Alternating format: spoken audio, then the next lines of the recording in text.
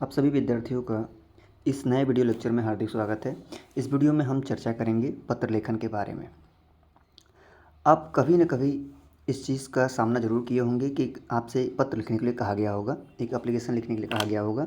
यानी आप अगर मान लीजिए कि आप किसी कॉलेज या विद्यालय में पढ़ते होंगे तो आपको पत्र लिखने की आवश्यकता पड़ी होगी। मान लीजिए कि आपके रिजल्ट में, मान लीजिए आप कॉलेज में पढ़ रहे हैं तो रिजल्ट में या एडमिट कार्ड में कुछ त्रुटियां आ जाती हैं, कुछ गलतियां आ जाती हैं, तो आपको महाविद्यालय के द्वारा कहा जाता है, उस कॉलेज के द्वारा कहा जाता है कि आप एक एप्लीकेशन लिख के जो है जमा कर दीजिए और उसका जेरॉक्स लगा दीजिए जिसमें गलती हुई है, या प्रवेश पत्र में गलती हुई हो या मार्कशीट में गलती हुई हो, वो सही हो जाएगा।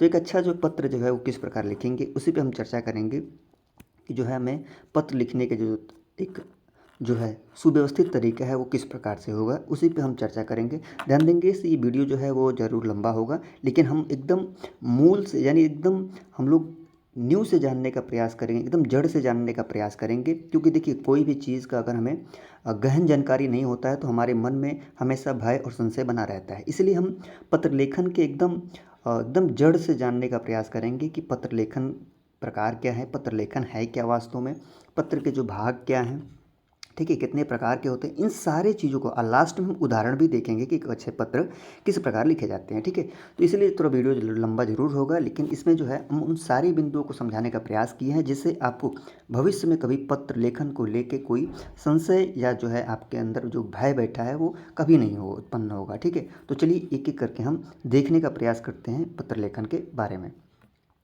यहाँ देंगे कि पत्र लेखन के जिन बिंदुओं पर हम चर्चा करेंगे उस बिंदुओं के कुछ चीज़ें जो हैं हमने यहाँ पे पहले से नोट करके रखा है कि पत्र लेखन क्या है, इस पे हम चर्चा करेंगे।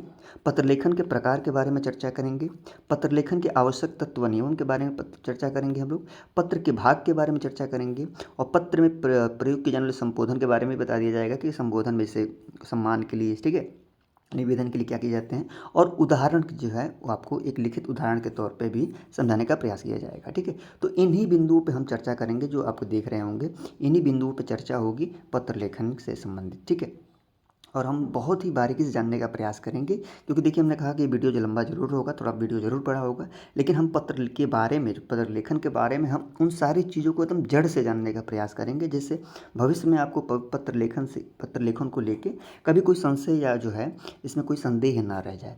ठीक है, तो चलिए सबसे पहले शुरुआत करते हैं। सबसे पहले शुरुआत करते हैं हम लोग पत्र लेखन क्या है। ठीक है, क्योंकि जानना तो आवश्यक है। तो अगर हम बात करें तो कि अगर हम पत्र लेखन की बात करें तो हम ये कह सकते हैं कि पत्र लेखन एक कला है। क्या है भाई?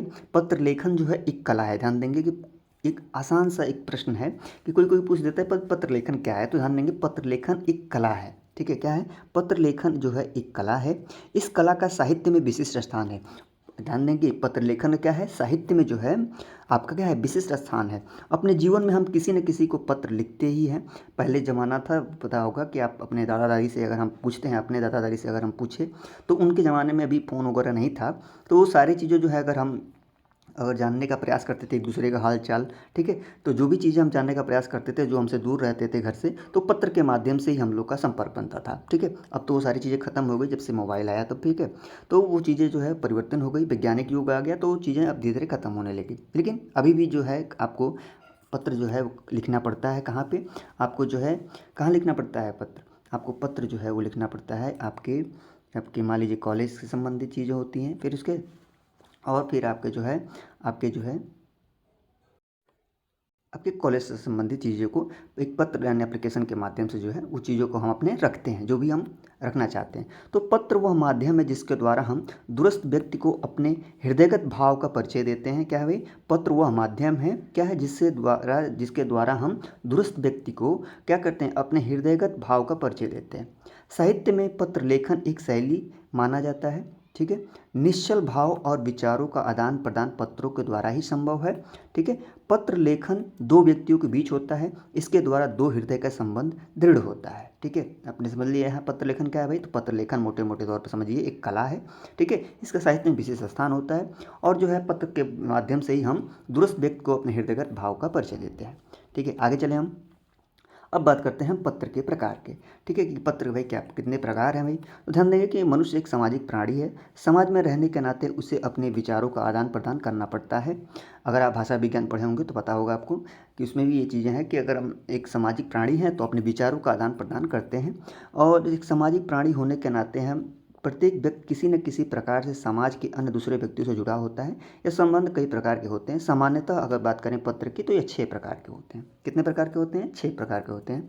एक उसमें होता है व्यक्तिगत पत्र पहला, दूसरा होता है पारिवारिक पत्र, तीसरा होता है संबंधी पत्र, चौथा होता है आधिकारिक पत्र, पांचवा होता है शासकीय पत्र और छठवां होता है अपना व्यापारिक पत्र। तो ये जो 6 पत्र के जो प्रकार हैं आपने देखा, वही 6 पत्र के जो प्रकार हैं आप एक बार और देख लीजिए कौन कौन से। आपके व्यक्तिगत पत्र, पारिवारिक पत्र, संबंधी पत्र, आधिकारिक पत्र, शासकीय पत्र और व्यापारिक पत्र। ये जो है 6 जो है आपके पत्र के प्रकार हैं, आप ध्यान रखेंगे। और एक एक पत्र को हम बारीकी से देखेंगे कि किस पत्र में कौन कौन से पत्र में हम किस पत्र में किसके किसके बारे में कौन सी चीज़ें लिखी जाती हैं, यानी कि कौन सा पत्र जो है वो किसके लिए लिखी जाती है, यानी कौन सा पत्र किसके लिए होता है। ठीक है, तो एक एक करके हम देखने का प्रयास करेंगे। देखिए पहला है उसमें व्यक्तिगत पत्र। अगर व्यक्तिगत पत्र की बात करें हम तो इस पत्र के अंतर्गत मित्र, साथी, प्रेमी, प्रेमिका, सखी, ये सारी चीज़ जो है व्यक्तिगत पत्र के अंतर्गत आते हैं। ध्यान देंगे व्यक्तिगत पत्र जो है उसके अंतर्गत कौन कौन आते हैं? मित्र, साथी, प्रेमी, प्रेमिका, सखी इत्यादि आते हैं जो व्यक्तिगत पत्र होते हैं। ठीक है, दूसरा हम बात करेंगे अगर तो वो है पारिवारिक पत्र। पारिवारिक पत्र के नाम से स्पष्ट होता है पारिवारिक। ठीक है, ठीक है, पारिवारिक पत्र के हमने इसमें इस पत्र के अंतर्गत माता पिता, मामा मामी, भाई बहन, चाचा चाची आदि लोग आते हैं जो परिवार से जुड़े होते हैं। ठीक है, नाम से स्पष्ट है पारिवारिक पत्र, तो इसमें जो है परिवार से संबंधित लोग ही आएंगे। आगे चलते हैं हम लोग तीसरा संबंधी पत्र। संबंधी पत्र में आपके इस पत्र के अंतर्गत संबंधी यानी रिश्तेदार लोग आते हैं, जैसे नाना नानी, सास ससुर आदि जो दूर के रिश्तेदार होते हैं। ठीक है, आगे चलते हैं हम लोग आधिकारिक पत्र। आधिकारिक पत्र के अंतर्गत आपको पता ही होगा कि इसी पत्र के अंतर्गत जो है आपके प्रार्थना पत्र भी ले जाते हैं, आपकी शिकायतें ली जाती हैं, इसमें आवेदन पत्र होता है। ठीक है, नहीं वही जो आप जो अपने कॉलेज या महाविद्यालय में जो पत्र लिखते हैं वो वही चीज़ें। मान लीजिए आपके मार्कशीट में कुछ गलती आ गई है, आपके एडमिट कार्ड में कुछ गलती आ गई है, तो यही वो आधिकारिक पत्र के अंतर्गत जो है आपको अपनी बातों को रखना होता है उस आवेदन पत्र के द्वारा, एप्लीकेशन के द्वारा। ठीक है, तो यह इस पत्र के अंतर्गत अधिकारियों के पत्र लिखे जाते हैं, जैसे कि आवेदन पत्र हो गया, सुझाव हो गया, प्रार्थना पत्र हो गया, शिकायतें हो गई आदि जो है इन्हीं सारी चीज़ों के अंतर्गत इसी पत्र के अंतर्गत यानी आधिकारिक पत्र के अंतर्गत ही हमें लिखना होता है। आगे चले हम तो वो है क्या है शासकीय पत्र। शासकीय पत्र के अंतर्गत जो है पदाधिकारी की यानी पदाधिकारी की ओर से या उसके जो है या उसको लिखा जाए वे शासकीय पत्र के अंतर्गत आते हैं। इसके भी 2 भाग होते हैं, पूर्णतः शासकीय और शासकीय होते हुए व्यक्तिगत, यानी ये 2 प्रकार के होते हैं। एक तो पूर्णतः शासकीय होते हैं और दूसरा शासकीय होते हुए भी व्यक्तिगत होते हैं। ठीक है, आगे चलते हैं हम लोग अंतिम 6वां। देखिए ये 6वां जो है व्यापारिक पत्र है। इस पत्र के अंतर्गत व्यापारिक मामले के संबंध में व्यापारियों या कंपनियों की ओर से लिखे जाते हैं। नाम से स्पष्ट है व्यापारिक यानी बिजनेस की तरफ से ये सारी चीज़ें पत्र लिखे जाते हैं। लेकिन हमें जो है जिस पत्र के बारे में हम जानना होता है वो हमारे लिए जो महत्वपूर्ण है वो यही महत्वपूर्ण है अगर हम जो है विद्यार्थी हैं। ठीक है, तो अगर हम किसी कॉलेज या अगर हम कॉलेज या महाविद्यालय में पढ़ रहे हैं, ठीक है, तो ये इसी अंतर्गत आधिकारिक पत्र के जो है अंतर्गत ही हम अपने आवेदन को पत्र यानी अपने एप्लीकेशन लिखते हैं, एप्लीकेशन को लिखते हैं। जो भी कुछ गलतियाँ आ गई होती हैं हमारे प्रवेश पत्र में या हमारे एडमिट कार्ड में जो भी है, अगर प्रवेश पत्र में या रिजल्ट में जो भी हमारी कुछ गलतियां आ गई हैं, कुछ त्रुटियां हुई हैं, तो इसी आधिकारिक पत्र के अंतर्गत हम अपनी बातों को रखते हैं। ठीक है, ये वही है आधिकारिक पत्र। ठीक है, आगे चलते हैं हम लोग। ठीक है, अब वो है कि पत्र लेखन के जो है आपके आवश्यक तथ्य या नियम। देखिए कोई भी चीज़ होता है उसके कुछ आवश्यक तत्व या नियम होते हैं जरूर। देखिए ठीक है, पत्र भी लिखने के लिए कुछ नियम हैं, उन्हीं चीज़ों पे हम यहाँ पर चर्चा करेंगे। ठीक है, क्योंकि नियम से कोई चीज़ करते हैं तो हमें क्या होती है, किसी समस्याओं को सामना नहीं करना पड़ता है। ठीक है, इसलिए हमें नियम के साथ नियमबद्ध होकर ही चलना चाहिए। तो पत्र के आवश्यक कुछ तत्व हैं, नियम हैं, उन पर हम चर्चा कर लेते हैं। देखिए पत्र जो लेखन है वो सभ्य समाज की एक कलात्मक देन है। क्या है भाई? पत्र लेखन सभ्य समाज की एक कलात्मक देन है, क्योंकि मनुष्य एक सामाजिक प्राणी है। समाज में रहने के नाते उसे अपने विचारों का आदान प्रदान करना पड़ता है। ठीक है, बात सही है ना, क्योंकि देखिए पत्र लेखन क्या है, एक सभ्य समाज की कलात्मक देन है। देखिए कोई जानवर तो पत्र लिखेगा नहीं, ठीक है, इंसान यानी मानव जो होता है वो सभ्य समाज का निर्माण करता है, और सभ्य समाज में रहने के नाते वो क्या है, ये पत्र लेखन एक कलात्मक जो है सभ्य समाज की एक कलात्मक देन है। ठीक है, और क्योंकि मनुष्य जो है वो एक सामाजिक प्राणी है। देखिए हमारे पास क्या है, शिक्षा की वजह से तो हम औरों से अलग हैं, यानी जानवरों से हम अलग क्यों हैं, क्योंकि हम क्या है, एक हमारे पास शिक्षा है, ठीक है, हमारे पास बुद्धि है, इसलिए तो हम औरों से अलग हैं। इसलिए जो पत्र लेखन क्या है, वो सभ्य समाज की कलात्मक देन है। ठीक है, और क्योंकि हमें यही तो है, जो ज्ञान है, जो शिक्षा है, वो हमें क्या करते हैं, जानवरों से अलग करते हैं, इस तभी तो हम मनुष्य हैं। ठीक है, तो क्या करते हैं भाई, पत्र जो लेखन है वो सभ्य समाज की एक कलात्मक देन है, क्योंकि मनुष्य एक सामाजिक प्राणी है और समाज में रहने के नाते उसे अपने विचारों का आदान प्रदान करना पड़ता है। सामाजिक प्राणी होने के नाते वह दूसरों के साथ अपना संबंध किसी न किसी माध्यम से बनाए रखना चाहता है। ये भी बात सही है, क्योंकि सामाजिक प्राणी अगर हम हैं तो वो हम दूसरों के साथ अपना संबंध किसी न किसी माध्यम से हम बनाए रखते हैं। अच्छे और सुव्यवस्थित पत्र निम्नलिखित आवश्यक, यानी अच्छे और सुव्यवस्थित पत्र के जो है वो कुछ आवश्यक निम्नलिखित जो तत्व या नियम है वो कुछ इस प्रकार हैं जो निम्नलिखित हैं। कौन कौन से भाई, पहला उद्देश्य है कि पत्र का उद्देश्य, शैली किस प्रकार है, सहजता होनी चाहिए, शिष्टाचार होनी चाहिए, उसमें व्याकरण होना चाहिए और सुलेख होनी चाहिए। ये जो है अच्छे आवश्यक तत्व हैं जो आपके एक अच्छे पत्र में होनी चाहिए। देखिए पत्र के भी जो प्रकार हैं भाई, वो पत्र के प्रकार में भाई कुछ नियम है भाई, कुछ नियम है। ये एक अच्छे पत्र के जो कुछ तत्व या नियम होने चाहिए, उसके उद्देश्य होनी चाहिए, उसकी शैली होनी चाहिए, सहजता होनी चाहिए, शिष्टाचार होनी चाहिए, व्याकरण होनी चाहिए और सुलेख होनी चाहिए। एक अच्छे पत्र की विशेषता है। ठीक है, यानी कुछ अच्छे पत्र के आवश्यक तत्व या नियम है। ठीक है, आगे चलते हैं, हम एक एक करके इनको देखते हैं। पहला है उद्देश्य। ठीक है, उद्देश्य भाई, हम सब जानते हैं कि पत्र लिखने का ना कोई उद्देश्य अवश्य होता है। बात सही है, क्योंकि हम पत्र लिख रहे हैं तो हमारा कोई ना कोई उद्देश्य जरूर होगा। कुछ ना कुछ हमारे कुछ गलतियां हुई होंगी हमारे मार्कशीट में, हमारे किसी प्रवेश पत्र में, ठीक है, या हमारे किसी सब्जेक्ट का नंबर ना चढ़ा हो, कहीं ना कहीं कुछ ना कुछ त्रुटियां, या हमारे माता पिता के कुछ नाम में गड़बड़ी आ गया हो, या हमारे नाम में गड़बड़ी आ गया हो, या अपने नाम में कुछ गड़बड़ी आ गई हो। ठीक है, या प्रवेश पत्र में, एडमिट कार्ड में कहीं ना कहीं कुछ ना कुछ त्रुटियां आई है, तभी तो हमारा उद्देश्य हो रहा है कुछ नहीं लिखने का। ठीक है, तो हम जानते हैं कि पत्र लिखने का कोई ना कोई उद्देश्य होता है। ठीक है, चाहे जिस भी उद्देश्य से हम पत्र लिख रहे हो, जहाँ तक उस उद्देश्य को, जहाँ तक ध्यान देंगे, क्या कह रहा है कि जहाँ तक हो उस उद्देश्य को पत्र के अंत में अवश्य लिखना चाहिए। यानी जो भी आपका उद्देश्य है उस पत्र के अंत में आप जरूर लिखें। ठीक है, अगला है दूसरा, शैली। देखिए जहाँ तक बात करें, यानी पत्र लेखन में शैली की बात करें, इस बात का सदैव ध्यान रखना चाहिए कि पत्र में, यानी पत्र लिखने वाले में और जिसके पास पत्र भेजा जा रहा है क्या संबंध है। ध्यान देंगे कि जो पत्र लिख रहा है उसमें और जिसके पास पत्र लिखा जा रहा है, जिसके पास भेजा जा रहा है, उसमें क्या संबंध है। जिसके पास पत्र भेजा जा रहा है उसको गौरव मान मर्यादा, उसके लिए यानी गौरव मान मर्यादा सम्मान का सदैव ध्यान रखना चाहिए। यानी अगर आप प्राचार्य के पास लिख रहे हैं तो महोदय, इस जो है इस शब्दों का, यानी जो मर्यादित से जो शब्द हैं, जो सम्मानजनक शब्द हैं, उनका प्रयोग जरूर करना चाहिए। ठीक है, ये सारी चीज़ों का प्रयोग करना चाहिए। जैसे मान लिया प्राचार्य जी के पास लिख रहे हैं तो महोदय, श्रीमान, इन शब्दों का प्रयोग आप जरूर करें। ठीक है, उसके बाद भिन्न भिन्न प्रकार के पत्रों में शैली भिन्न भिन्न होनी चाहिए। जैसे व्यक्तिगत पत्र जो है, व्यक्तिगत पत्र सरल और बातचीत ढंग से होनी चाहिए। अगर व्यक्तिगत पर्सनल लेटर है तो वो क्या होनी चाहिए, सत्र सरल और बातचीत ढंग से होनी चाहिए।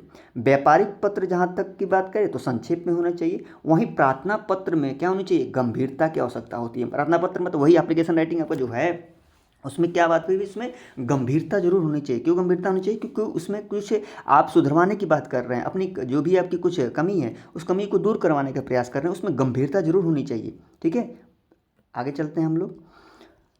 अब है सहजता। सहजता भाई देख ले, सहजता क्या है। अगर हम सहजता की बात करें तो पत्र की भाषा ऐसी हो कि सरलता से समझ में आ सके। सहजता, देखिए कहने का मतलब ये कि हमने मान लीजिए पत्र लिखा, और पत्र ऐसा लिखें जो जिसके पास हम पत्र भेज रहे हैं, जिसके पास हमने पत्र दिया लिख के, वो सरलता के साथ उसको समझ में आ सके।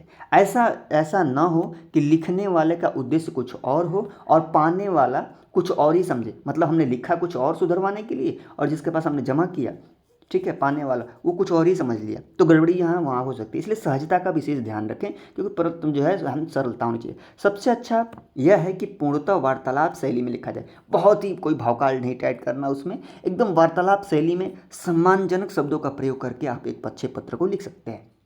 हाँ, हो सकता है कि पहली बार लिखें तो बहुत सारे कभी कभी आपको इंटरनेट का सहारा लेना पड़ता है, कहीं गलती ना हो जाए, तमाम सारे आपके मन में संदेह बने रहते हैं। लेकिन ध्यान देंगे कि सबसे अच्छा अगर यह है कि पत्र लगे पूर्णतः वार्तालाप शैली में होना चाहिए, सम्मानजनक शब्दों का प्रयोग करके, मर्यादित शब्दों का प्रयोग करके। ठीक है, आगे चलते हैं हम।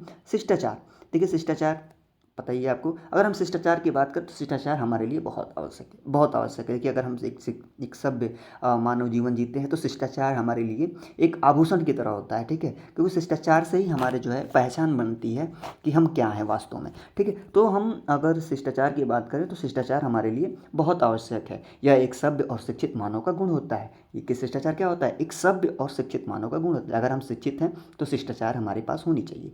तो पत्र लिखते समय शिष्टाचार का पूर्ण रूप से ध्यान रखना चाहिए कि हम पत्र अगर लिख रहे हैं, हमसे बड़े लोग हैं, सामने वाला अगर बड़े लोग जो हम पत्र लिख रहे हैं मान लीजिए, तो अगर हम जो पत्र लिख रहे हैं वो हमसे सामने वाले जो हैं वो हमसे बड़े हैं, ठीक है, किसी पद पर बैठे हैं, तो उनको पूर्णतः जो है क्या करना चाहिए? सम्मानजनक शब्दों के साथ, यानी सम्मान जो सम्माननीय शब्द है उनका प्रयोग करना चाहिए। ठीक है, आगे चलते हैं हम लोग। व्याकरण। ध्यान देंगे भाई, व्याकरण व्याकरण भी बहुत जरूरी है, क्योंकि एक अच्छे पत्र की विशेषता यह भी है कि भाई उसमें व्याकरण संबंधित जो है वो त्रुटि ना हो। देखिए अगर हम हिंदी के विद्यार्थी हैं तो अक्सर हम देखे रहते हैं कि हमसे मात्रा संबंधित बहुत सारी त्रुटियां होती हैं। ठीक है, एक दो गलतियां कभी कभी हो जाती है भाई, वो चीज़ें जो है कभी कभी हो जाती है, वो चीज़ों को हम समझ सकते हैं। लेकिन अब इतना भी नहीं कि भर भर की गलती हो रही है। जो आपके दैनिक जीवन में जो शब्द प्रयोग किए आप देख रहे हैं, फिर भी उसमें छोटी की जगह बड़ी लग जा रही है, छोटा की जगह बड़ा लग रहा है, ये सारी चीज़ों को भाई ध्यान रखना चाहिए। ठीक है, कोशिश करें आप ऐसी चीज़ों को आप कोशिश करें कि गलती ना के बराबर हो, गलती ना हो। ठीक है, क्योंकि व्याकरण संबंधित त्रुटि पत्र में नहीं होनी चाहिए। यानी एक अच्छे पत्र की विशेषता यह भी है कि उसमें व्याकरण संबंधित कोई त्रुटि ना हो। पत्र में भाषा की शुद्धता पर विशेष ध्यान रखनी चाहिए, उसमें व्याकरण की अशुद्धि नहीं होनी चाहिए, यानी भाषा पर विशेष ध्यान दें, और उसमें जो है व्याकरण से संबंधित कोई अशुद्धि नहीं होना चाहिए। सुलेख। नाम से स्पष्ट है सुलेख। देखिए नाम से स्पष्ट है सुलेख। अगर हम सुलेख की बात करें तो उसका आशय है अच्छे पत्र लिखते समय उसमें सुंदर लिखावट होनी चाहिए। देखिए आप विद्यार्थी हैं, अगर आप BA MM में पढ़ रहे होंगे, B.Ed में पढ़ रहे होंगे, जो भी आप किसी न किसी आप कोर्स को कर रहे होंगे, ठीक है, तो आप ध्यान रखेंगे कि जब ये कोर्स करते हैं जो भी है, आपको मान लीजिए लिखित परीक्षा होती है, तो उसमें देखिए सुलेख का होना बहुत जरूरी है, क्योंकि हम जो चीज़ें लिखते हैं वो सुलेख में होनी चाहिए, सुंदर लिखावट होनी चाहिए उसमें, ताकि जो है जो पढ़ें, जिनके पास हमने भेजा है, जो चाहे जो भी हो, वो जो पढ़े तो आपको आपका एक जब जैसे ही पत्र आपको उनको प्राप्त हो, आपका पत्र जैसे ही उनको प्राप्त होता है तो लगे कि भाई हाँ एक सभ्य एक शिक्षित जो है वो एक छात्र ने या छात्रा ने जो है पत्र को लिखा है, क्योंकि आकर्षक बनाता है, जो क्योंकि आपने पत्र को खूब बढ़िया सुंदर लिखावट में लिखा है, तो पत्र जो है अपने आप में और उस अलग दिखता है, और आपकी बातें जो भी आपने लिखा है सुंदर लिखावट में आसानी से समझ में आ जाती है उनको, और चीज़ें जो है आपकी सही हो जाती है। तो ये सुलेख पर विशेष ध्यान दें। आगे चलते हैं हम लोग पत्र के भाग के बारे में। देखिए पत्र के अगर भाग की बात करें तो ये पत्र के मुख्यतः 3 भाग होते हैं। आरंभ होता है इसमें पहला, दूसरा मध्य होता है, तीसरा अंत होता है। यानी पत्र के भाग की बात करें तो 3 होते हैं इसमें, आरंभ, मध्य और अंत। एक एक करके हम इन पर प्रकाश डालेंगे। देखिए आरंभ की बात करें पत्र की, तो अगर हम आरंभ की बात करें तो आरंभ का मतलब होता है जिसके पास पत्र भेजा जाता है उसे संबोधन देते हुए यथोचित अभिवादन या आशीर्वाद के साथ प्रणाम, नमस्कार, स्थान, दिनांक आदि का उल्लेख किया जाना चाहिए।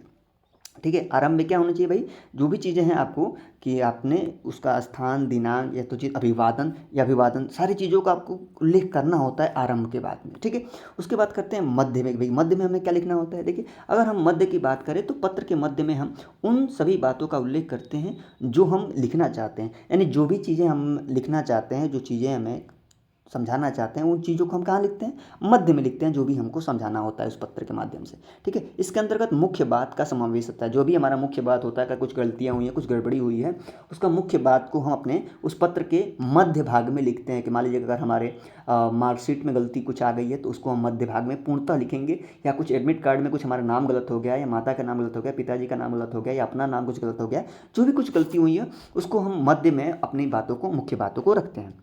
आगे हम बात करेंगे अंत की बात करें तो अंत में हम अगर हम अंत की बात करें तो पत्र के अंत में हम प्रेषक अपना नाम लिखता है, प्रेषक जो है अपना नाम लिखता है और वो भी जो संबंधों की निकटता को महसूस करते हुए अंत में क्या करता है भाई, प्रेषक जो है अपना अंत में जो है अपना नाम लिखता है और अपने संबंधों की निकटता को महसूस करते हुए कि संबंध हमारा उनसे क्या जुड़ा हुआ है, और अपना क्या करते हैं, नाम लिख के और बात को अंत कर देते हैं। अब बात करें भाई पत्र के जो हैं वो किस प्रकार से, जो कौन से पत्र कैसे क्या होते हैं, उनसे भी चर्चा कर लें एक डेमो के तौर पे। ठीक है, उदाहरण के तौर पे देखिए, अगर रिजल्ट में हमारा कोई कभी कभी कहीं INC लग जाता है, WRG लग जाता है, WH कैरी ऑन, ये सारी चीज़ें कभी फेल, ये सारी चीज़ें आ जाती हैं। या नाम में ही मान लीजिए कि नाम है आपका, तो नेम में कुछ गलती आ गई है, मान लीजिए नाम में कुछ गड़बड़ी आ गई, ठीक है, चाहे पिता का नाम हो, माता का नाम हो, आपके नाम में कुछ गड़बड़ी आ गई है, तो उसको कैसे सही करवाएंगे, ठीक है, वो भी पत्र में समझने का प्रयास करेंगे। ठीक है, कि हमको कैसे लिखना है, क्योंकि देखिए लिखना एकदम सुव्यवस्थित है तभी जाके जो चीज़ होगी। मान लीजिए सारी गलतियां अगर होती हैं, मान लीजिए आपके प्रवेश पत्र में कुछ गलती आ गई, कुछ आपके एडमिट कार्ड में गलती आ गया, नाम में गलती आ गई,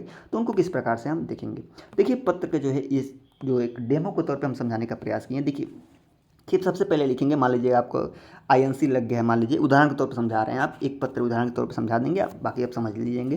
देखिए मान लीजिए आपके रिजल्ट में INC लग गया है, तो लिखेंगे सेवा में के बाद ठीक जहाँ खत्म हो रहा है कॉमा लगा के, फिर वहाँ प्राचार्य महोदय। ठीक है, फिर उसके बाद अपने जो है कॉलेज या महाविद्यालय का पूरा नाम लिख देंगे और फिर जिला का नाम लिख देंगे। ठीक है, और यहाँ विषय जरूर लिखेंगे कि आप विषय किस में, मान लीजिएगा रिजल्ट में INC लगा है तो यहाँ लिख देंगे कि रिजल्ट में INC लगने के संदर्भ में आवेदन पत्र, या आप मान लीजिए रिजल्ट में आपका नाम गलत हो गया तो यहाँ अपना नाम लिख दीजिएगा, रिजल्ट में नाम जो है वो गलत आने के संदर्भ में, या पिता का नाम गलत आने के संदर्भ में, जो भी कुछ गलती हुई हो विषय में आप जो है पत्र जिसके लिए लिखना चाहते हैं आप इसको लगा के लिख सकते हैं। फिर यहाँ पे महोदय लिखेंगे, निवेदन इस प्रकार है कि मैं अपना नाम लिख देंगे यहाँ पे, मेरे पिता का नाम ये, ठीक है, अपने महाविद्यालय जो भी अपने हैं कि मैं आपके महाविद्यालय BA में है, BSc में है, जो भी आप पढ़ रहे हैं, नियमित छात्र हैं, ये सारी चीज़ें लिखने के बाद इधर आपका दिनांक डाल देंगे और इधर आपका आज्ञाकारी छात्र, बालक हैं तो छात्र लिख दीजिए, बालिका हैं तो छात्रा लिख दीजिए, नाम लिख दीजिए, कक्षा और हस्ताक्षर करके उसका जो भी आपकी गलती आई है, चाहे एडमिट कार्ड में चाहे प्रवेश पत्र में, उसका एक छाया प्रति यानी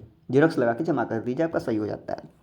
तो ये कुछ इस प्रकार से जो है आपके एक अच्छे पत्र की जो है वो लिखने का तरीका है। देख लीजिए किस प्रकार से लिखा गया है, आप अपने स्क्रीन पर देख रहे होंगे कि पत्र जो है किस प्रकार से सुव्यवस्थित तरह से लिखा गया है। सेवा में कहाँ होना चाहिए, प्राचार्य महोदय कहाँ होने चाहिए, ठीक है, कहाँ क्या होना चाहिए, महोदय के बाद कहाँ से लिखना शुरू करते हैं, यही सारी जो चीज़ें हैं वो कला है जो आपको लिखना होता है। यही तो कला है, क्योंकि हमने कहा ना कि पत्र लेखन क्या है, एक प्रकार की कला है, और यही कला को आपको जो है बढ़िया से दिखाना होता है। इधर आपका जो है आपका नाम और कक्षा और हस्ताक्षर हो जाते हैं। ठीक है, इसी चीज़ को हम जो है दूसरा मान लीजिए कि रिजल्ट में कुछ गड़बड़ी आ गई है तो उसी चीज़ को भी हम समझाने का प्रयास किए। कुछ इस प्रकार से अपना आपको लिखना होगा, जब आप देख रहे होंगे सेवा में कहाँ होगा, ये सारी चीज़ें, विषय महोदय के बाद लिखना कैसे शुरू करेंगे, ठीक है, ये सारी चीज़ें। फिर हमने एक जो है वो हाथ से भी लिख के आपको दिखाने का प्रयास किया है कि जो आप अभी देख रहे होंगे कि किस प्रकार से जो है वो एक हाथ से पत्र लिखा हमने समझाने का प्रयास किया कि A4 साइज़ पे आपका होता है, कि मान लीजिए आपको A4 साइज़ पे जो है आपको A4 साइज़ पे कहा जाता है लिखने के लिए, तो कुछ इस प्रकार से आप A4 साइज़ पे अपने पत्र को लिखेंगे जो आपने स्क्रीन पर देख रहे होंगे। और यही सारी चीज़ों पे आपको जो है आपको लिख के और जमा करना होता है जो आप अपने स्क्रीन पे देख रहे हैं अभी। तो इसी प्रकार से जो है आपने अपने जो भी एक पत्र के जो किस प्रकार लिखा जाएगा एक एप्लीकेशन, वो सारी चीज़ों को आपने इस वीडियो के माध्यम से देखा। वीडियो बड़ा ज़रूर था जो है, क्योंकि हमने सारी चीज़ों को जो है एकदम जड़ से समझाने का प्रयास किया, एकदम मूल से समझाने का प्रयास किया, जिससे आपको जो है पत्र को लेके अब कभी कोई संदेह ना रह जाए, जिससे आपको भविष्य में कभी पत्र लिखते समय कोई संदेह या जो है कुछ समस्या का सामना करना पड़े। क्योंकि पत्र लेखन क्या है आपको पता ही है, कला है, और कला के माध्यम से जो है आप अपनी चीज़ों को रखते हैं। तो ये सारी चीज़ें आपने एक वीडियो लेक्चर के माध्यम से सीखने का प्रयास किया कि भाई पत्र लेखन है क्या, ठीक है, पत्र लेखन क्या है और किस प्रकार से पत्र लिखा जाता है, पत्र के भाग के बारे में जानने का प्रयास किया। ठीक है, उदाहरण भी हमने लास्ट में देखा कि पत्र के जो है लिखने के उदाहरण किस प्रकार है, किस प्रकार से जो पत्र है लिखने चाहिए। आपने एक बार और देख लीजिए उदाहरण किस प्रकार एक सुव्यवस्थित पत्र लिखने का जो तरीका होता है वो किस प्रकार से होता है। आप अपने जो स्क्रीन पे एक बार देख लीजिए, ताकि वो चीज़ें जो है आपके जो अंदर भय बैठा है, जो भ्रम है, वो चीज़ें ख़त्म हो जाए। देखिए ये कुछ इस प्रकार से जो है आप स्क्रीनशॉट भी ले सकते हैं इसका। एक आवश्यक जो है एक सुव्यवस्थित जो है एक पत्र किस प्रकार लिखा जाएगा जो अपनी स्क्रीन पे आप देख रहे होंगे। यही चीज़ें जो है आपको जो है A4 साइज़ के पेपर पर लिखना होता है बाकायदे आपको, और जो भी आपकी कुछ गड़बड़ियाँ हो गई होती हैं आपके मार्कशीट में, आपके एडमिट कार्ड में या आपके नाम में, वो इसी प्रकार से सही कराया जाता है आपके एक एप्लीकेशन लिखने के बाद। तो किस इस प्रकार से जो एप्लीकेशन लिखा जाएगा, आप अपने स्क्रीनशॉट भी इसको ले सकते हैं आप अपने लिए, चाहिए। अपनी सुविधा के लिए स्क्रीनशॉट ले सकते हैं और जहाँ हमने अपना नाम लिखा है, यानी अपना नाम जहाँ हमने लिखा है वहाँ पे संकेत किया, वहाँ आपको अपना नाम लिखना है और अपने महाविद्यालय का नाम लिखना है। इस प्रकार से जो है आपको एक अच्छे पत्र लिखने के जो है तरीक़ों को हमने समझाने का प्रयास किया कि किस प्रकार जो है एक अच्छा पत्र वो लिखा जाएगा, और आपने उस चीज़ों को समझने का प्रयास किया और हमने समझाने का प्रयास किया। तो इसी प्रकार से जो है एक पत्र लिखे जाएंगे और आप भविष्य में, आपको, मुझे आशा पूर्ण विश्वास है कि आपको भविष्य में पत्र से संबंधित जो है अब कोई संदेह या कोई डाउट नहीं रह गया होगा। फिर मिलेंगे हम दूसरे वीडियो में नए वीडियो लेक्चर के साथ, और कुछ नए बिंदु पे हम चर्चा करेंगे और प्रयास करेंगे कि आपको आसान से आसान भाषा में कुछ नई चीज़ें सिखाई जाए, जिससे आपको हिंदी विषय से लेकर कोई संदेह न रहे। क्योंकि हमारा एक प्रयास रहता है कि आपको जो चीज़ें नई सिखाई जाए वो एकदम मूल जड़ से सिखाई जाए, ताकि आपके जो वो विषय, जो कोई विषय बिंदु है, जो भी हम विषय जो मूल बिंदु को सिखा रहे हैं या विषय बिंदु को सिखा रहे हैं, हम कोई बिंदु को हम सिखा रहे हैं, कोई टॉपिक को सिखा रहे हैं, तो उस टॉपिक को एकदम जड़ से सिखाया जाए, जिससे आपको उस टॉपिक से संबंधित कोई संदेह रह ना जाए। ठीक है, इसी तरह इन सारी चीज़ों को अब यहीं पे हम लोग रोकते हैं, क्योंकि अब वीडियो ज़्यादा बड़ा हो रहा है। ठीक है, तो अब अपने सारे बिंदुओं को हमने समझाने का प्रयास किया, और इन्हीं सारी बातों के साथ फिर मिलेंगे हम।